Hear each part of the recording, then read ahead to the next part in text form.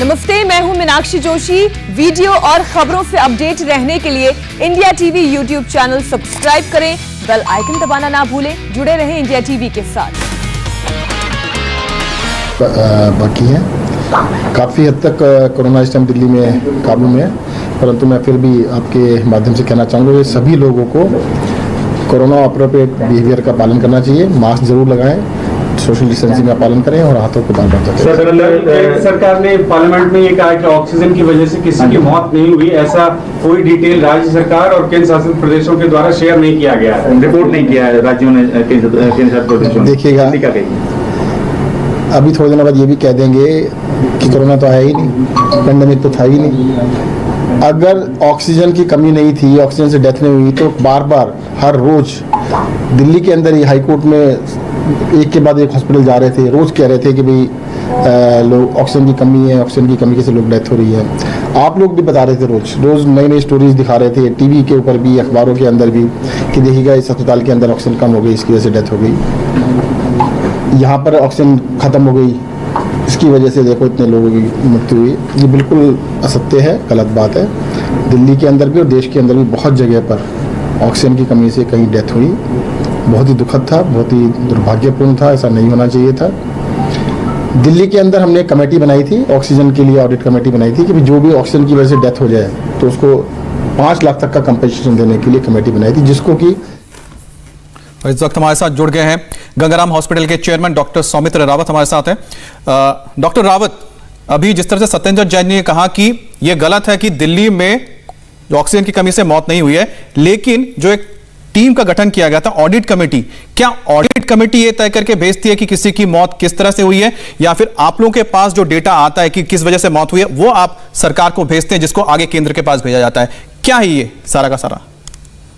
I think ये होता है कि जो हॉस्पिटल में अगर ऑक्सीजन के कारण कमी के कारण डेथ हुई है, तो हॉस्पिटल वालों को जो स्टेट गवर्नमेंट है उनको बताना चाहिए, और फिर स्टेट गवर्नमेंट जो होते हैं वो सेंटर को बताते हैं कि इतनी डेथ हुई है। और मेरे ख्याल से सेंटर ने सारे स्टेट्स को लिखा था कि किन किन लोगों की डेथ ऑक्सीजन की कमी से हुई है। तो स्टेट वालों ने जो रिप्लाई किया होगा सेंटर को, सेंटर ने उसी तरह से अपना नंबर्स बताए हैं। अब वही बात है कि जो हम लोग भी कह रहे हैं नेशनल टास्क फोर्स में कि जो इलेक्ट्रॉनिक वो है कम्युनिकेशन वो ज्यादा होना चाहिए, और जो ऑक्सीजन का कि अगर थर्ड वेव आती है प्रोडक्शन। सर, एक चीज मैं जानना चाहता हूं, आप जो कह रहे हैं कि क्योंकि गंगाराम हॉस्पिटल से भी खबर आई थी कि वहां पर भी करीब 20 से 25 लोगों की शायद जान गई थी, इस तरह के रिपोर्ट्स आए थे उस दौरान अप्रैल के महीने में, तो अगर आपके यहां पर डेथ हुई तो उसके बारे में बताइए, और अगर डेथ हुई है ऑक्सीजन की कमी की वजह से तो आप लोगों ने रिपोर्ट में क्या भेजा? देखिए, मैं चेयरमैन हूं सर्जिकल गैस्ट्रो और लिवर ट्रांसप्लांट का, मुझे इस बारे में कोई आइडिया नहीं है। मेरे ख्याल से अगर कोई ऑक्सीजन की कमी से अगर डेथ होती है तो उसका मतलब जो भी है, मतलब this is a very untoward incident, उसका जो रिपोर्ट है वो भेजी जाती, क्योंकि क्या होता है कि पहले वो डिस्ट्रिक्ट में जाती है, जिस डिस्ट्रिक्ट में हॉस्पिटल है होता है, उसके बाद स्टेट को जाती है। डॉक्टर सौमित्र, अगर मैं सीधे सीधे लफ्जों में आपसे सवाल करूं, आप अगर बता सकें, आपकी जानकारी में हो, क्या गंगाराम अस्पताल में ऑक्सीजन की कमी की वजह से अप्रैल के महीने में कुछ लोगों की जानें गई थी? देखिए, जैसे कि मैंने बताया है कि मैं मैनेजमेंट कमेटी में नहीं हूं, ना मैं आईसीयू वगैरह देखता हूं। मैं यहां पर सर्जिकल गैस्ट्रोएंट्रोलॉजिस्ट हूं, सर्जन हूं।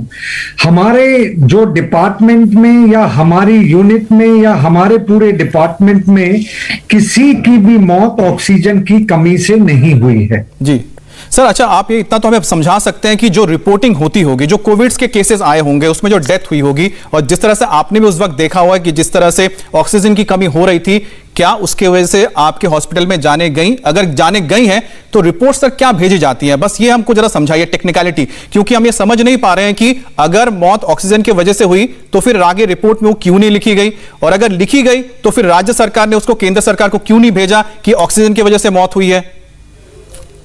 उसमें यही होता है कि आप ऑडिट करते हैं और आप देखते हैं कि मौत किस वजह से हुई है, और उसके बाद जो आप लिखते हैं डेथ सर्टिफिकेट में, उसमें आप लिखते हैं कि किस वजह से डेथ हुई है।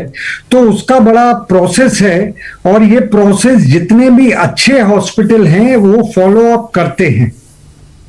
सर, ये ऑक्सीजन ऑडिट कमेटी जो है, क्या वो तय करती है या फिर वो देखती है या वो कंपाइल करती है कि किसकी मौत किस वजह से हुई है, या फिर हॉस्पिटल में जो आप लोग डॉक्टर्स होते हैं वो तय करते हैं? फिर जैसा आप बता रहे हैं कि आपने वहां पर डिस्ट्रिक्ट को भेजा, फिर डिस्ट्रिक्ट ने फिर उसको राज्य सरकार को भेजा, यानी कि जो हेल्थ मिनिस्टर को भेजा। ये नॉर्मल प्रोसेस होता है जब भी कोई अनटूवर्ड्स डेथ होती है जो कि होना नहीं चाहिए है, तो उसको रिपोर्टिंग होती है। अब ये है कि रिपोर्टिंग अभी चल रही है या पूरी हो चुकी है। जैसे आपने कोरोना का डेथ भी देखा था कि बिहार में बाद में सडनली एक डेथ के नंबर काफी बड़े थे जब उन्होंने पूरे डिस्ट्रिक्ट की ऑडिट करी थी। अभी ये हो सकता है ये प्रिलिमिनरी रिपोर्ट हो और बाद में इसका जो फाइनल रिपोर्ट बाद में आए। डॉक्टर सौमित्र, एक चीज और, हालांकि आपने बताया कि आपका जो डिपार्टमेंट है वो थोड़ा अलग है, लेकिन अगर आपकी जानकारी ये हो कि उस वक्त अप्रैल के महीने में जब ऑक्सीजन की क्राइसिस हर तरफ हो रही थी, तो क्या उस वक्त आपके अस्पताल से भी कोई नुमाइंदा जो है उसने अदालत का दरवाजा खटखटाया था? क्योंकि लगातार हम देख रहे थे कि अदालतों में भी अस्पताल जाकर के गुहार लगा रहे थे ऑक्सीजन की कमी की और ऑक्सीजन की आपूर्ति किए जाने की मांग कर रहे थे। देखिए, मुझे उसका आइडिया नहीं है क्योंकि हम अपना डिपार्टमेंट को ही देखते हैं और हम मैनेजमेंट बोर्ड में नहीं है, तो मुझे इसका आइडिया नहीं है क्योंकि मैं मेंबर हूं नेशनल टास्क फोर्स का। तो जितना भी ऑक्सीजन की जो रिकमेंडेशन है वो हम लोगों ने गवर्नमेंट को दे दी है, जिसमें कि प्रोडक्शन, ट्रांसपोर्ट, डिस्ट्रीब्यूशन और जो ऑक्सीजन का यूजेज कितना होगा, कितना आगे की तैयारी करनी होगी, क्योंकि जब कोरोना के नंबर बढ़ते हैं तो ऑब्वियसली ऑक्सीजन रिक्वायरमेंट बढ़ती है। नॉर्मली जो होता है 200 मैट्रिक टन या 2000 मैट्रिक टन होता है, और जिस समय सेकंड वेव आई थी उस समय 8-10 हजार मैट्रिक टन हो गया था। तो हमने जितनी भी रिकमेंडेशन है वो दे दी है। इसके लिए आप सभी का हम धन्यवाद इसलिए करते हैं क्योंकि सभी डॉक्टर्स ने, हॉस्पिटल्स ने लोगों की मदद की थी। आप लोगों ने जिस तरह से लोगों की सेवा की, कई लोगों की जान बची, लेकिन बदकिस्मती थी कि कई लोग नहीं बच पाए। लेकिन हम उम्मीद करते हैं कि आप लोगों ने जो काम किया है वो थर्ड वेव को भी रोक सके। बहुत बहुत शुक्रिया आप हमारे साथ जुड़े।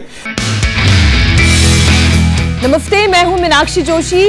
वीडियो और खबरों से अपडेट रहने के लिए India TV YouTube channel subscribe करें, बेल आइकन दबाना ना भूलें। जुड़े रहें इंडिया टीवी के साथ।